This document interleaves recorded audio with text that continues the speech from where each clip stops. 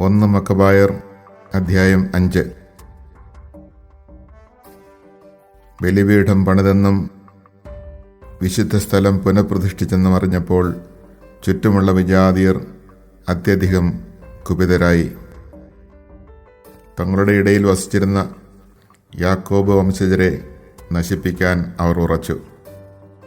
ജനത്തെ വധിക്കാനും നശിപ്പിക്കാനും തുടങ്ങി. ഇതുമയായിലുള്ള ഏസാവിൻ്റെ മക്കളെ യൂദാസ് അക്രബത്തേനയിൽ വെച്ച് ആക്രമിച്ചു. കാരണം അവൻ ഇസ്രായേലിനെ ആക്രമിക്കാൻ തക്കം നോക്കി കഴിയുകയായിരുന്നു. അവൻ അവർക്ക് കനത്ത ആഘാതമേൽപ്പിച്ചു. അവരെ അപമാനിതരാക്കുകയും കൊള്ളയടിക്കുകയും ചെയ്തു. തൻ്റെ ജനത്തിന് കെണിയൊരുക്കുകയും പെരുവഴികളിൽ അവർക്കെതിരെ ഒളിപ്പോര് നടത്തുകയും ചെയ്തിരുന്ന ബയാൻ സന്തതികളുടെ ദുഷ്ടതയും യൂദാസ് ഓർമ്മിച്ചു. അവൻ അവരെ അവരുടെ ഗോപുരങ്ങളിൽ അടച്ചു. അവരെ നിശേഷം നശിപ്പിക്കണമെന്ന് ഉറച്ചുകൊണ്ട് അവൻ അവർക്കെതിരെ പാളയമടിച്ചു. ഗോപുരങ്ങളെയും അവയിലുണ്ടായിരുന്നവരെയും അഗ്നിക്കിരയാക്കി. പിന്നീടവൻ അമ്മോന്യർക്കെതിരെ തിരിഞ്ഞു. തിമോത്തേയോസിൻ്റെ നേതൃത്വത്തിൽ പ്രബലമായൊരു സൈന്യത്തെയും വളരെയധികം ആളുകളെയും അവിടെ അവന് നേരിടേണ്ടി വന്നു. ഒട്ടേറെ യുദ്ധങ്ങൾ ചെയ്ത് അവൻ അവരെ നിശേഷം പരാജയപ്പെടുത്തി. യാസേറും ചുറ്റുമുള്ള ഗ്രാമങ്ങളും പിടിച്ചടക്കിയതിനു ശേഷം അവൻ യൂദായിലേക്ക് മടങ്ങി. ഗിലെയാദിലെ വിജാതിയർ തങ്ങളുടെ നാട്ടിൽ വസിച്ചിരുന്ന ഇസ്രായേലിയർക്കെതിരെ സംഘടിച്ച് അവരെ നശിപ്പിക്കാൻ മാർഗമാരാഞ്ഞു. എന്നാൽ അവർ ദത്തേമ കോട്ടയിൽ അഭയം തേടി യൂദാസിനും സഹോദരന്മാർക്കും ഇപ്രകാരം ഒരു കത്തയച്ചു: ഞങ്ങളുടെ ചുറ്റുമുള്ള വിജാതിയർ ഞങ്ങളെ നശിപ്പിക്കാൻ ഒരുമിച്ച് കൂടിയിരിക്കുന്നു.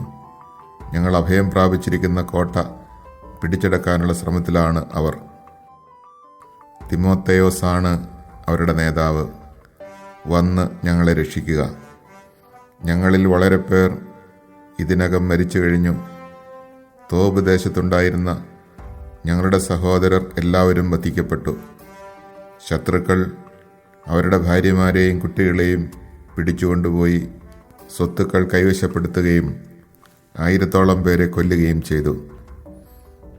ഈ കത്ത് വായിച്ചുകൊണ്ടിരിക്കുമ്പോൾ ഗലീലയിൽ നിന്ന് കീറിയ വസ്ത്രങ്ങളോടുകൂടിയ വേറെ ചില ദൂതന്മാർ വന്ന് സമാനമായൊരു സന്ദേശം അറിയിച്ചു. ഞങ്ങളെ സമൂലം നശിപ്പിക്കാൻ ടോളമായിസ്, ടൈർ, സീദോൻ, ഗലീലി എന്നിവിടങ്ങളിൽ നിന്ന് ആളുകൾ ഒന്നിച്ചണി നിരന്നിരിക്കുന്നു. യൂദാസും ജനങ്ങളും ഈ വാർത്ത കേട്ടയുടനെ ദുരിതമനുഭവിക്കുകയും ശത്രുക്കളുടെ ആക്രമണത്തിനിരയാവുകയും ചെയ്യുന്ന സഹോദരർക്ക് വേണ്ടി എന്തു ചെയ്യണമെന്ന് തീരുമാനിക്കാൻ വലിയൊരു സമ്മേളനം വിളിച്ചുകൂട്ടി. യൂദാസ് സഹോദരനായ ശിമെയോനോട് പറഞ്ഞു: വേണ്ടത്ര ആളുകളെയും കൂട്ടി ഗലീലിയിൽ ചെന്ന് സഹോദരരെ രക്ഷിക്കുക. ഞാനും സഹോദരൻ ജോനാഥാനും ഗിലെയാദിലേക്ക് പോകാം. സഖറിയായുടെ പുത്രൻ ജോസഫിനെയും നേതാക്കന്മാരിലൊരുവനായ അസറിയായെയും ബാക്കി സേനകളോടുകൂടി യൂദയ കാക്കാൻ ഏർപ്പെടുത്തി. അവൻ അവരോട് ആജ്ഞാപിച്ചു: ഈ ജനങ്ങളുടെ മേൽനോട്ടം ഏറ്റെടുക്കുവിൻ. എന്നാൽ ഞങ്ങൾ മടങ്ങി വരുന്നതുവരെ വിജാതിയരോട് യുദ്ധത്തിലേർപ്പെടരുത്. അനന്തരം ശിമെയോനോടുകൂടെ ഗലീലിലേക്ക് പോകാൻ 3000 പേരും യൂദാസിനോടുകൂടെ ഗിലെയാദിലേക്ക് 8000 പേരും നിയോഗിക്കപ്പെട്ടു. ശിമെയോൻ ഗലീലിയിൽ ചെന്ന് വിജാതിയർക്കെതിരെ നിരവധി യുദ്ധങ്ങൾ ചെയ്ത് അവരെ തോൽപ്പിച്ചു. ടോളമായിസിൻ്റെ കവാടം വരെ അവൻ അവരെ പിന്തുടർന്നു. 3000-ഓളം പേരെ വധിച്ചു, അവരെ കൊള്ളയടിച്ചു. അതിനുശേഷം അവൻ ഗലീലിയിലെയും അർബത്തായിലെയും യഹൂദരെ അവരുടെ ഭാര്യമാരോടും കുഞ്ഞുങ്ങളോടും വസ്തുവകകളോടും കൂടി ആഹ്ലാദപൂർവ്വം യൂദയായിലേക്ക് കൊണ്ടുപോയി. യൂദാസ് മക്കബേയുസും സഹോദരൻ ജോനാഥാനും ജോർദാൻ കടന്ന് മരുഭൂമിയിലൂടെ 3 ദിവസത്തെ യാത്ര പിന്നിട്ടു. അവിടെ നബത്തേയർ അവരെ സ്വാഗതം ചെയ്യുകയും ഗിലെയാദിലുള്ള സഹോദരർക്ക് സംഭവിച്ചവയെല്ലാം അറിയിക്കുകയും ചെയ്തു. അവരിൽ അനേകം പേരെ ബൊസ്ര, ബോസോർ, അലെമ, കാസ്ഫോ, മാക്കദ്, കാർണയും എന്നീ നഗരങ്ങളിൽ ബന്ധനസ്ഥരാക്കിയിരിക്കുകയാണ്. ഇവ സുശക്തങ്ങളായ പട്ടണങ്ങളാണ്. കുറേ പേരെ ഗിലെയാദിലെ മറ്റ് നഗരങ്ങളിലും അടച്ചിട്ടിരിക്കുന്നു. നാളെ തന്നെ കോട്ടകൾ ആക്രമിക്കുന്നതിനും ഒരു ദിവസം കൊണ്ട് ആളുകളെ സമൂലം നശിപ്പിക്കുന്നതിനും ശത്രുക്കൾ ഒരുങ്ങുന്നു. യൂദാസും സൈന്യവും തിടുക്കത്തിൽ അവിടെ നിന്ന് തിരിച്ച് മരുഭൂമിയിലൂടെ യാത്ര ചെയ്ത് ബൊസ്രായിലെത്തി. അവർ നഗരം കീഴടക്കി. പുരുഷന്മാരെ എല്ലാവരെയും വാളിനിരയാക്കി. വസ്തുവകകൾ കൊള്ളയടിച്ചതിന് ശേഷം അവൻ നഗരം തീവച്ച് നശിപ്പിച്ചു. രാത്രിയായപ്പോൾ അവൻ അവിടെ നിന്ന് പുറപ്പെട്ട് ദത്തേമ കോട്ട വരെ എത്തി. പ്രഭാതത്തിൽ അസംഖ്യം ആളുകൾ കോട്ട പിടിച്ചെടുക്കാനും അതിലുള്ള യഹൂദരെ ആക്രമിക്കാനും കോവണികളും യന്ത്രമുട്ടികളുമായി മലയിൽ നിന്ന് ഇറങ്ങി വരുന്നത് കണ്ടു. യുദ്ധം തുടങ്ങിക്കഴിഞ്ഞെന്നും നഗരത്തിൻ്റെ വിലാപം വലിയ നിലവിളികളോടും കാഹളധ്വനികളോടും കൂടി സ്വർഗത്തിലേക്ക് ഉയരുന്നു എന്നും യൂദാസ് കണ്ടു. അവൻ തൻ്റെ അണികളോട് പറഞ്ഞു, നിങ്ങളുടെ സഹോദരർക്ക് വേണ്ടി ഇന്ന് പൊരുതുവിൻ. സൈന്യത്തെ 3 ഗണമായി തിരിച്ചു. അവൻ ശത്രുനിരയുടെ പിന്നിലെത്തി. അവൻ്റെ സൈന്യഗണങ്ങൾ കാഹളം മുഴക്കുകയും ഉച്ചത്തിൽ പ്രാർത്ഥിക്കുകയും ചെയ്തു. മക്കബേയുസാണ് തങ്ങളെ നേരിടാൻ വരുന്നതെന്നറിഞ്ഞ് തിമോത്തയോസിൻ്റെ സൈന്യം പിന്തിരിഞ്ഞോടി. യൂദാസ് അവർക്ക് കനത്ത ആഘാതം ഏൽപ്പിച്ചു. ഏകദേശം 8000 പേർ അന്ന് വധിക്കപ്പെട്ടു. പിന്നെ അവൻ അലേമായിലേക്ക് തിരിഞ്ഞു. അതിനെ യുദ്ധത്തിൽ കീഴ്പ്പെടുത്തി. അവിടെ ഉണ്ടായിരുന്ന എല്ലാ പുരുഷന്മാരെയും വധിച്ചു.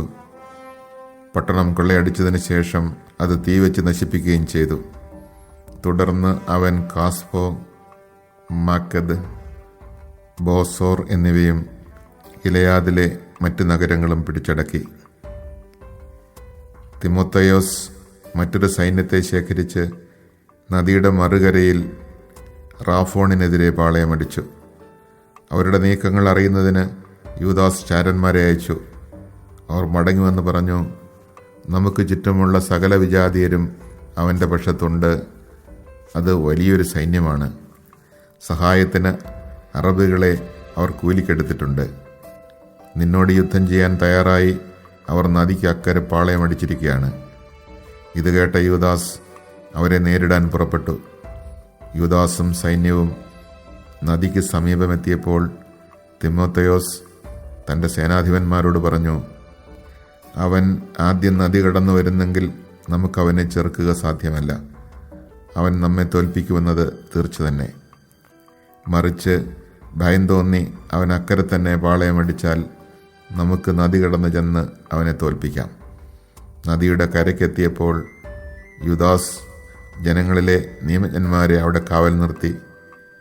അവൻ അവരോട് കൽപ്പിച്ചു, ആരെയും പാളയമടിക്കാൻ അനുവദിക്കരുത്. എല്ലാവരും യുദ്ധത്തിലേർപ്പെടട്ടെ. അവൻ ശത്രുക്കൾക്കെതിരെ ആദ്യം നദി കടന്നു. സൈന്യം അവനെ അനുഗമിച്ചു. വിജാതീയർ പരാജിതരായി. ആയുധങ്ങൾ ഉപേക്ഷിച്ച് അവർ കാർണയിമിലെ ക്ഷേത്രത്തിൽ അഭയം തേടി. യൂദാസ് നഗരം പിടിച്ചടക്കി.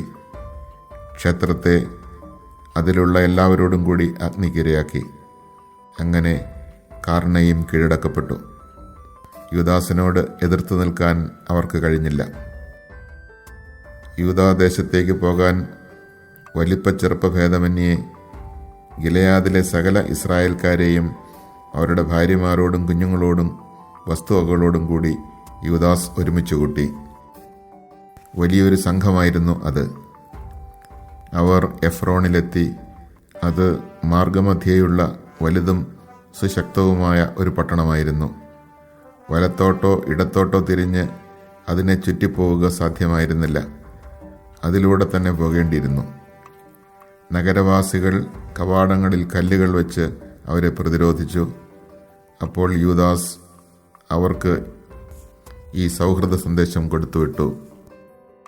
ഞങ്ങൾ നിങ്ങളുടെ ദേശത്തുകൂടെ ഞങ്ങളുടെ നാട്ടിലേക്ക് കടന്നു പോയിക്കൊള്ളട്ടെ, ആരും നിങ്ങളെ ഉപദ്രവിക്കുകയില്ല, കാൽനടയായി ഞങ്ങൾ പോയിക്കൊള്ളാം. എന്നാൽ വാതിൽ തുറന്നു കൊടുക്കുവാൻ അവർ വിസമ്മതിച്ചു. അതാതിടങ്ങളിൽ നിലയുറപ്പിക്കുവാൻ യൂദാസ് സൈന്യത്തിന് ആജ്ഞ നൽകി. സൈന്യം നിലയുറപ്പിച്ചു. അന്ന് പകലും രാത്രിയും അവർ നഗരത്തിനെതിരെ യുദ്ധം ചെയ്തു. നഗരം അവൻ്റെ പിടിയിലായി. പുരുഷന്മാരെയെല്ലാം അവൻ വാളിനിരയാക്കി നഗരം ഇടിച്ചു നിരത്തി കൊള്ളയടിച്ചു. മൃതദേഹങ്ങളുടെ മീതെ കൂടി അവൻ നഗരം കടന്നു. അനന്തരം അവൻ ജോർദാൻ കടന്ന് ബെത്ഷാനെതിരെയുള്ള വിസ്തൃതമായ സമതലത്തിലെത്തി. യൂദാദേശത്ത് എത്തുന്നതുവരെ യാത്രയിലുടനീളം യൂദാസ് ജനങ്ങളെ പ്രോത്സാഹിപ്പിക്കുകയും പിറകിലായി പോകുന്നവരെ ഒരുമിച്ച് കൂട്ടുകയും ചെയ്തുകൊണ്ടിരുന്നു. ആർക്കും ജീവഹാനി സംഭവിക്കാതെ എല്ലാവരും സുരക്ഷിതരായി മടങ്ങിയെത്തി. അതിനാൽ സന്തോഷത്തോടും ആഹ്ലാദത്തോടും കൂടി അവർ സിയോൻ മലയിലേക്ക് പോയി ദഹനബലികൾ അർപ്പിച്ചു. യൂദാസും ജോനാഥാനും ഗിലെയാദിലും അവരുടെ സഹോദരൻ ശിമെയോൻ ടോളമായിസിനെതിരെയുള്ള ഗലീലയിലുമായിരിക്കുമ്പോൾ അവരുടെ ധീരപരാക്രമങ്ങളെയും വിരോചിതമായ യുദ്ധത്തെയും കുറിച്ച് സേനാനായകന്മാരായ അസറിയായും സഖറിയയുടെ പുത്രൻ ജോസഫും കേട്ടു. അവർ പറഞ്ഞു, നമുക്കും കീർത്തി നേടാം, നമുക്ക് ചുറ്റുമുള്ള വിജാതീയരോട് യുദ്ധം ചെയ്യാം. അവർ തങ്ങളുടെ സൈന്യനിരകൾക്ക് ആജ്ഞ കൊടുത്തു. അവർ യാമ്നിയായ്ക്കെതിരെ നീങ്ങി. ഗോർജിയാസും സൈന്യവും അവരെ നേരിടാൻ പട്ടണത്തിന് പുറത്തു വന്നു. അവർ ജോസഫിനെയും അസറിയായെയും തുരത്തി യൂദായുടെ അതിർത്തികൾ വരെ അവരെ ഓടിച്ചു. ഇസ്രായേൽക്കാരിൽ 2000-ഓളം പേർ അന്ന് മരിച്ചു വീണു. യൂദാസിനെയും സഹോദരന്മാരെയും അനുസരിക്കാതെ ധീരകൃത്യം ചെയ്യാൻ മോഹിച്ച സേനാനായകന്മാർ നിമിത്തം ജനത്തിന് ഈ കനത്ത പരാജയം സഹിക്കേണ്ടി വന്നു. എന്നാൽ ഇസ്രായേലിന് മോചനം നേടിക്കൊടുത്തവരുടെ കുടുംബത്തിൽപ്പെട്ടവരായിരുന്നില്ല ഇവർ. യൂദാസും സഹോദരന്മാരും ഇസ്രായേലിലും വിജാതിയരുടെ ഇടയിലും അവരുടെ നാമം അറിയപ്പെട്ട എല്ലായിടത്തും സമാദരിക്കപ്പെട്ടു. ജനങ്ങൾ അവർക്ക് ചുറ്റും കൂടി അവരെ പുകഴ്ത്തി. പിന്നീട് യൂദാസും സഹോദരന്മാരും തെക്കോട്ട് സൈന്യത്തെ നയിച്ച് ഏസാവ് വംശജരോട് യുദ്ധം ചെയ്തു. ഹെബ്രോണും അതിൻ്റെ ഗ്രാമങ്ങളും അവൻ കീഴ്പ്പെടുത്തി. കോട്ടകൾ തകർത്തു, ചുറ്റുമുള്ള ഗോപുരങ്ങൾ അഗ്നിക്കിരയാക്കി. അനന്തരം ഫിലിസ്ത്യദേശം ആക്രമിക്കാൻ അവൻ മരീസായിലൂടെ കടന്നുപോയി. അന്ന് തങ്ങളുടെ ധീരത പ്രദർശിപ്പിക്കാൻ ബുദ്ധിശൂന്യമായി യുദ്ധത്തിന് പുറപ്പെട്ട ഏതാനും പുരോഹിതന്മാർ മരിച്ചു വീണു. യൂദാസ് ഫിലിസ്ത്യദേശത്തെ അസോത്തോസിലേക്ക് തിരിച്ചു. അവൻ അവരുടെ ബലിപീഠങ്ങൾ തകർത്തു, ദേവന്മാരുടെ കൊത്തുവിഗ്രഹങ്ങൾ തീയിലിട്ട് ചുട്ടു. നഗരങ്ങൾ കൊള്ളയടിച്ചതിന് ശേഷം അവൻ യൂദാദേശത്തേക്ക് മടങ്ങി.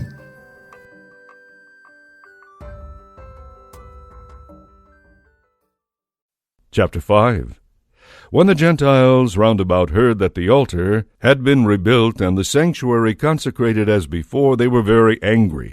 So they decided to destroy the descendants of Jacob who were among them, and they began to massacre and persecute the people.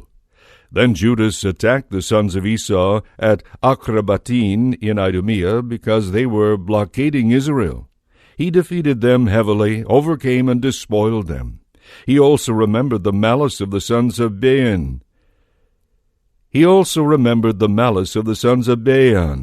who had become a snare and a stumbling block to the people by ambushing them along the roads. He forced them to take refuge in towers, which he besieged. He vowed their annihilation and burned down the towers along with all the persons in them.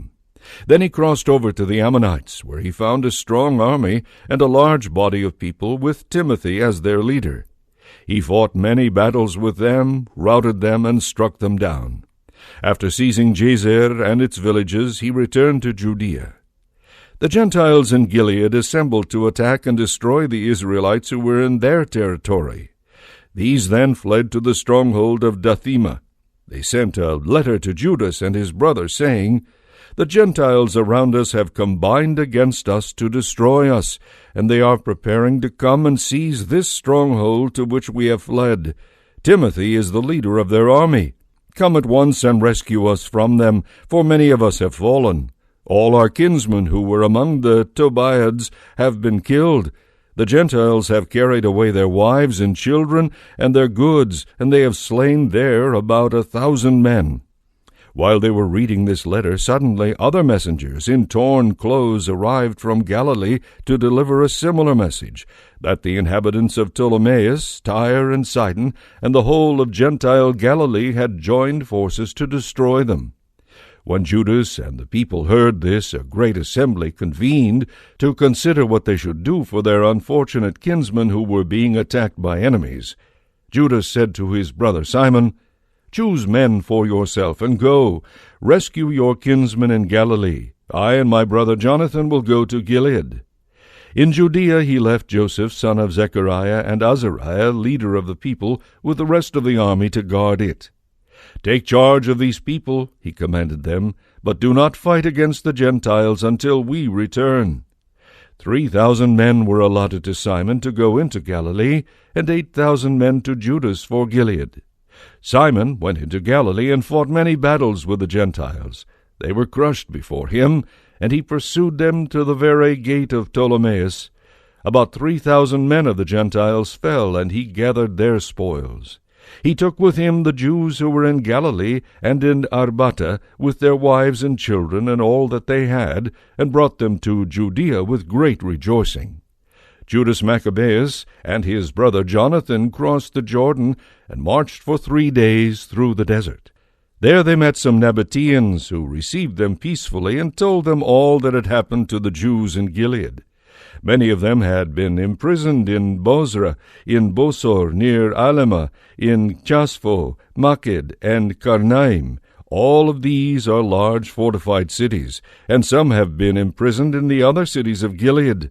Tomorrow their enemies plan to attack the strongholds and to seize and destroy all these people in one day. Thereupon Judas suddenly changed direction with his army, marched across the desert to Bozrah, and captured the city. He slaughtered all the male population, took all their possessions, and set fire to the city. He led his army from that place by night, and they marched toward the stronghold of Dathima. When morning came, they looked ahead and saw a countless multitude of people with ladders and devices for capturing the stronghold and beginning to attack the people within. When Judas perceived that the struggle had begun, and that the noise of the battle was resounding to heaven with trumpet blasts and loud shouting, he said to the men of his army, "Fight for our kinsmen today." He came up behind them with 3 columns, blowing their trumpets and shouting in prayer. When the army of Timothy realized that it was Maccabees, they fell back before him, and he inflicted on them a crushing defeat. About 8,000 of their men fell that day. Then he turned toward Alema and attacked and captured it. He killed all the male population, plundered the place, and burned it down. From there he moved on and took Chaspho, Maked, Bosor, and the other cities of Gilead. After these events Timothy assembled another army and camped opposite Rephon on the other side of the stream. Judas sent men to spy on the camp, and they reported to him, "All the Gentiles around us have rallied to him, making a very large force. They have also hired Arabs to help them and have camped beyond the stream ready to attack you." So Judas went forward to attack them. As Judas and his army were approaching the running stream, Timothy said to the officers of his army, "If he crosses over to us first, we shall not be able to resist him. He will certainly defeat us. But if he is afraid and camps on the other side of the river, we will cross over to him and defeat him." But when Judas reached the running stream, he stationed the officers of the people beside the stream and gave them this order: "Do not allow any man to pitch a tent. All must go into battle." He was the first to cross to the attack, with all the people behind him, and the Gentiles were crushed before them. They threw away their arms and fled to the temple enclosure at Karnaim. The Jews captured that city and burnt the enclosure with all who were in it. So Karnaim was subdued, and Judas met with no more resistance. Then he assembled all the Israelites, great and small, who were in Gilead, with their wives and children and their goods, a great crowd of people, to go into the land of Judah. When they reached Ephron, a large and strongly fortified city along the way, they found it impossible to encircle it on either the right or the left. They would have to march right through it. But the men in the city shut them out and blocked up the gates with stones. Then Judas sent them this peaceful message: "We wish to cross your territory in order to reach our own. No one will harm you. We will only march through." But they would not open to him. So Judas ordered a proclamation to be made in the camp that everyone make an attack from the place where he was.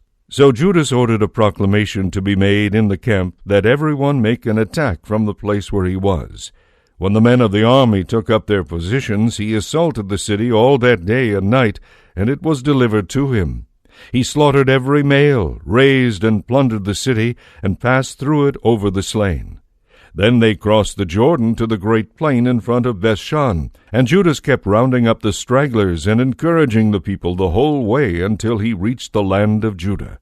They ascended Mount Zion in joy and gladness, and offered holocausts, because not one of them had fallen. They returned in safety. During the time that Judas and Jonathan were in the land of Gilead, and Simon his brother was in Galilee opposite Ptolemais, Joseph, son of Zechariah, and Azariah, the leaders of the army, heard about the brave deeds and the fighting that they were doing. They said, "Let us also make a name for ourselves by going out and fighting against the Gentiles around us." They gave orders to the men of their army who were with them and marched toward Jamnia. But Gorgias and his men came out of the city to meet them in battle. Joseph and Azariah were beaten and were pursued to the frontiers of Judea, and about 2,000 Israelites fell that day. It was a bad defeat for the people, because they had not obeyed Judas and his brothers, thinking that they would do brave deeds. But they did not belong to the family of those men to whom it was granted to achieve Israel's salvation. The valiant Judas and his brothers were greatly renowned in all Israel and among all the Gentiles, wherever their name was heard, and men gathered about them and praised them. Then Judas and his brothers went out and attacked the sons of Esau in the country toward the south. He took Hebron and its villages, and he destroyed its strongholds and burned the towers around it. He then set out for the land of the Philistines and passed through Marisa. At that time some priests fell in battle who had gone out rashly to fight in their desire to distinguish themselves. Judas then turned toward Azotus in the land of the Philistines. He destroyed their altars and burned the statues of their gods, and after plundering their cities he returned to the land of Judah.